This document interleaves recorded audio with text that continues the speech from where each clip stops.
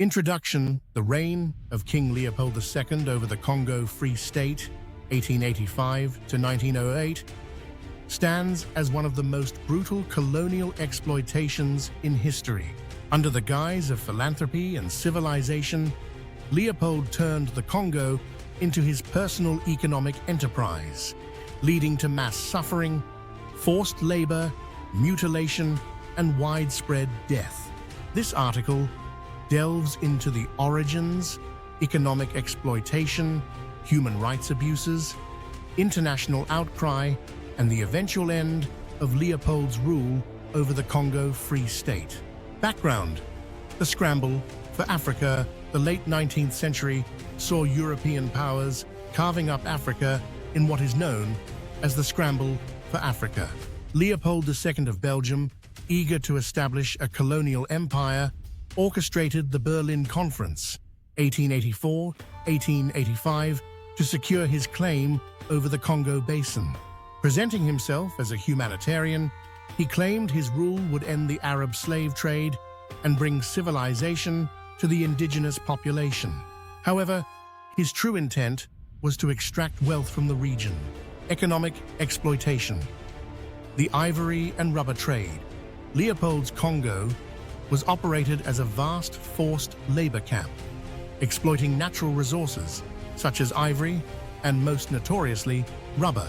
The global demand for rubber skyrocketed in the late 19th century, and Leopold implemented a ruthless system to maximize production. 1. Forced labor. Villagers were coerced into collecting rubber under brutal conditions. 1. Failure to meet quotas often resulted in severe punishment. 2. Hostage system.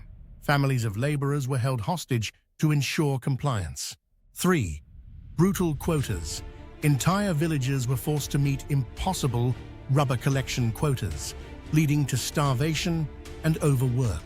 Human rights abuses and atrocities. The administration of the Congo Free State used extreme violence to maintain control.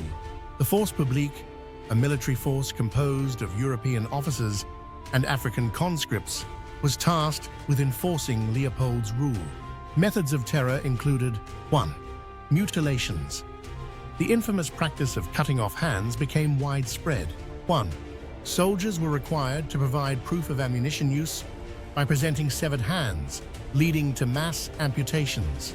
2. Mass executions. Resistance to Leopold's rule was met with executions, sometimes of entire villages. 3. Famine and disease.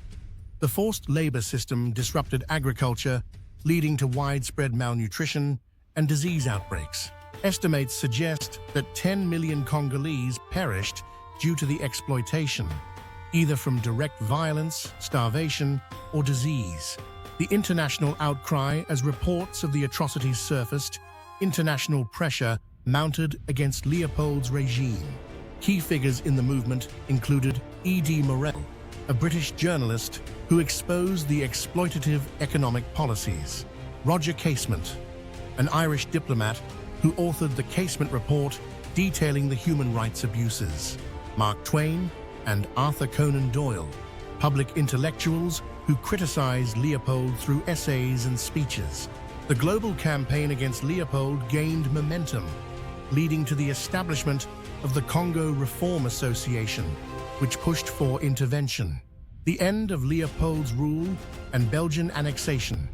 In 1908, under immense indirect international pressure, the Belgian government forced Leopold to relinquish control, annexing the Congo as a Belgian colony. Though Belgian rule continued aspects of colonial exploitation, it ended the most egregious abuses of Leopold's reign.